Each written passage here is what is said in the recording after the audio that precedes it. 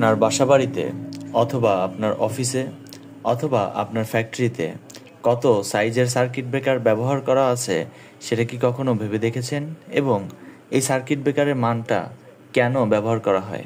আজকে আমরা জানব যে কোন লোডের জন্য কোন ধরনের সার্কিট ব্রেকার ব্যবহার করা হয় এবং কতগুলো লোডের জন্য কত অ্যাম্পিয়ারের সার্কিট ব্রেকার আমরা ব্যবহার করব। আজকে আমরা সেই সার্কিট ব্রেকারের লোড ক্যালকুলেশনের সমস্ত সূত্র এবং নিয়মগুলো জানব।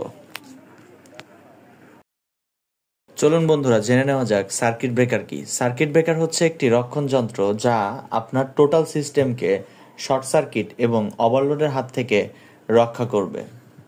অ্যাম্পিয়ার রেটিং হিসাবের সূত্রটা হচ্ছে সিঙ্গেল ফেজ লোডের জন্য I is equal to P divided V into cos theta এবং থ্রি ফেজের জন্য I is equal to P divided V into cos theta।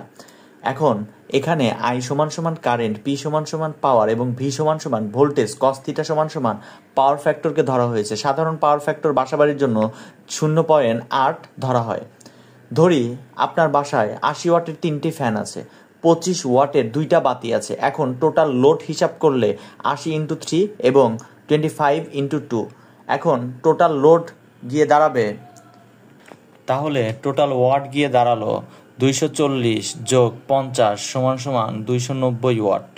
এবং সূত্র অনুসারে I is equal to P divided V into cos theta। এবার যদি মান বসাই তাহলে P এর মান মানে টোটাল ওয়াট যেটা আছে সেটার মান হচ্ছে 290 ডিভাইডেড 220, আমাদের বাসাবাড়ির কারেন্ট হচ্ছে 220 ভোল্ট ইন্টু পাওয়ার ফ্যাক্টর হচ্ছে 0.8 সমান সমান 1.64 অ্যাম্পিয়ার।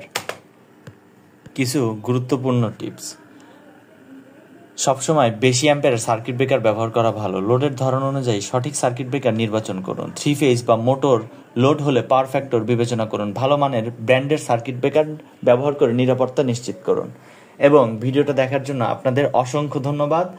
যদি আপনাদের ভিডিওটা ভালো লেগে থাকে অথবা কোনো উপকারে আসে তাহলে অবশ্যই একটা লাইক করবেন এবং সাথে সাবস্ক্রাইব করে রাখবেন। Thank you.